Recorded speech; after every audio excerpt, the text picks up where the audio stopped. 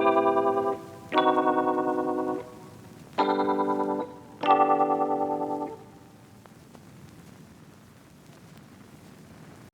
everyone, welcome back to the channel. Today we will be painting a resin 3D printed Sasuke from Naruto.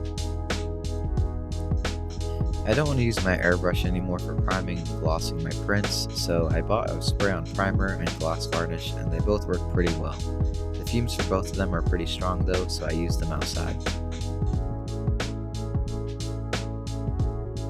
I'm starting off the painting with the zenithal highlight to help guide the shadows and highlights later on.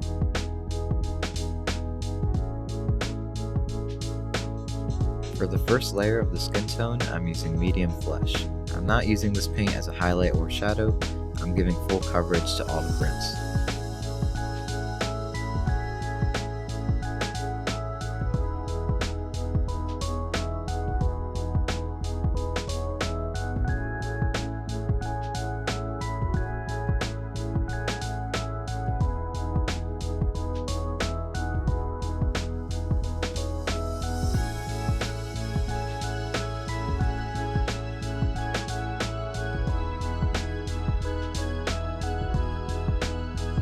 Next, I used red flesh for the shadows.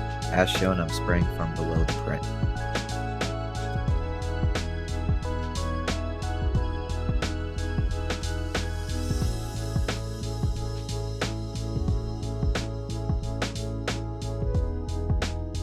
For the first highlight, I used a mix of natural and highlight skin. The mix was probably around 50-50. I'm focusing on spraying from above the prints for the highlight.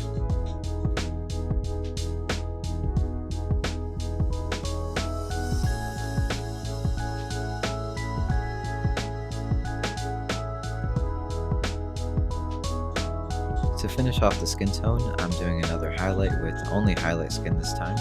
Sasuke's skin tone is pretty light, so I wanted to try to replicate that as much as possible.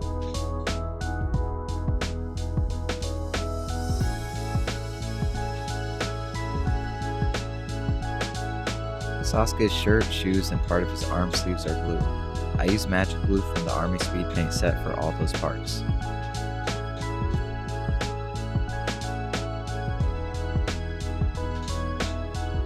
You can also see the effect that the zenithal highlight provides. On the parts where the white is, it gives a bright blue, but blends into a dark kind of purple color in the shadows.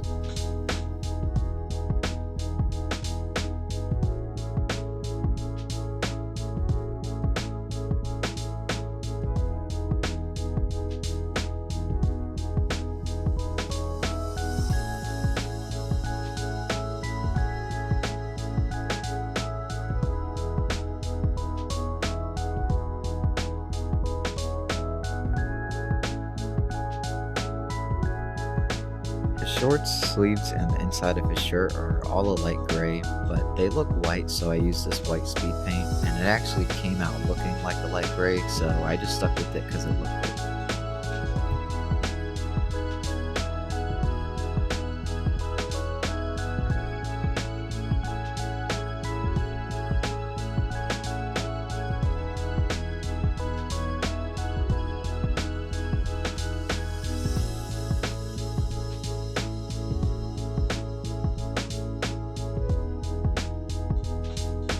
His hair is black, so I'm painting it black.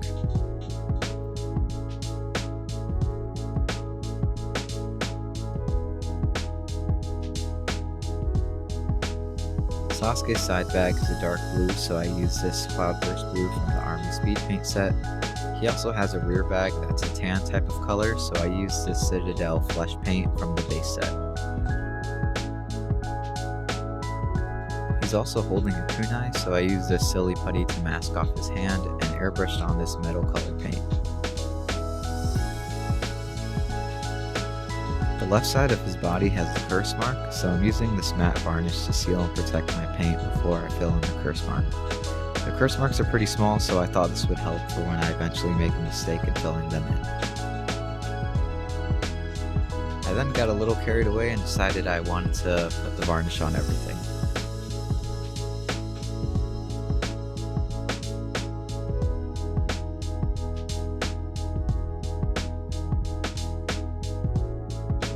The cloth part of his headband is blue, so I used this Vallejo flat blue color. I watered down the paint so I could easily apply it to the headband, so I did have to do about 2 coats.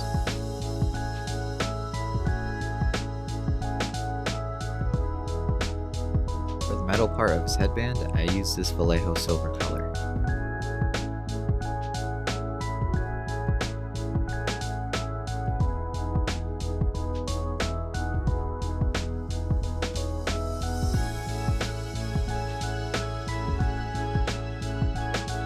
This figure has the Uchiha crest attached to the base, and of course on the back of the shirt also. The bottom of the crest is white, but I'm doing the top as well, so the red part of it is brighter.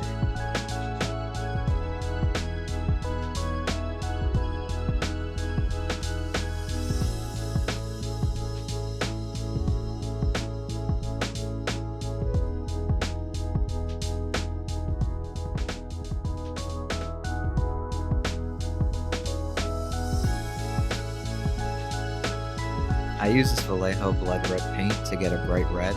I did water down the paint as well so I could apply it easily, and I did use around 2 to 3 coats.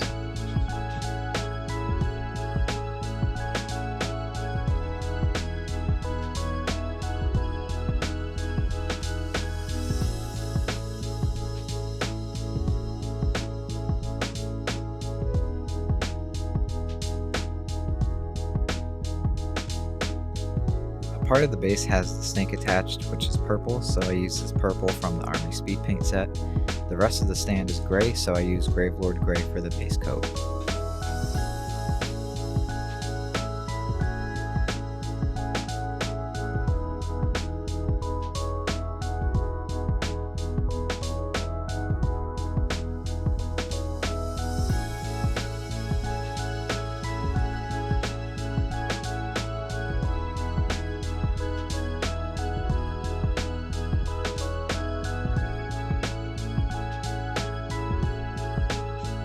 To add more detail to the base, I dry brushed on Stonewall Gray to highlight the cracks and the edges.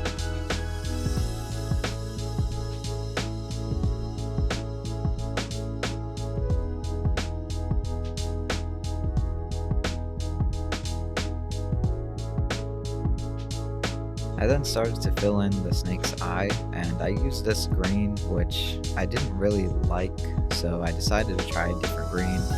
It looks a lot brighter and it looks better to me.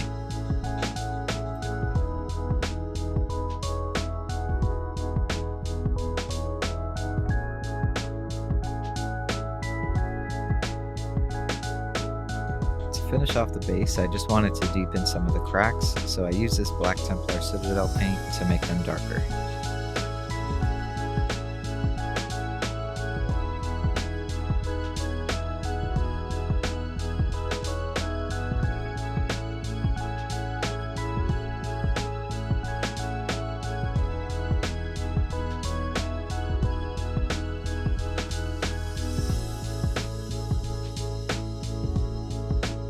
To fill in his curse marks, I used this black panaline color. I just lightly tapped on the markings and let the paint flow in. Sometimes there was some overflow, so I'd use a napkin to wipe it and then try again.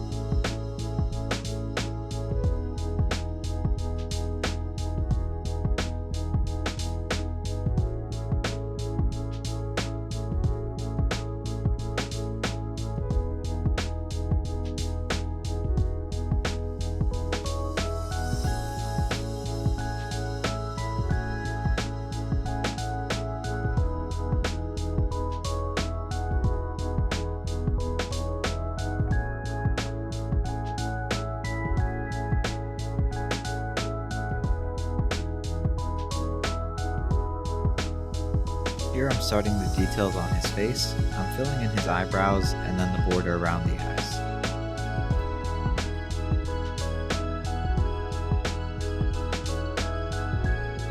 I then started to fill in the white part of the eyes. I watered down the paint for easy application.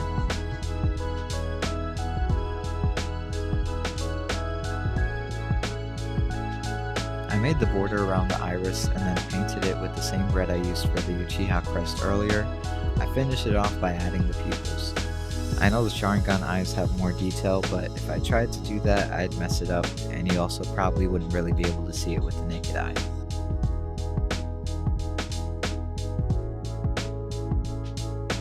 Now that all of our pieces are painted, we can begin the assembly process.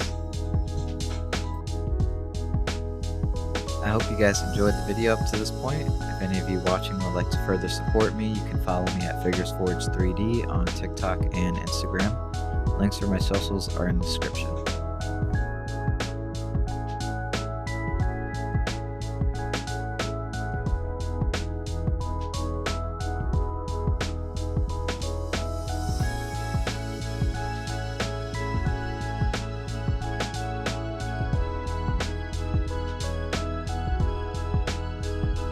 We're about to finish the video with some final shots, so if you guys enjoyed, then hit the like button. If you didn't, just do it anyways. Comment, subscribe, bell thingy. Thanks, bye.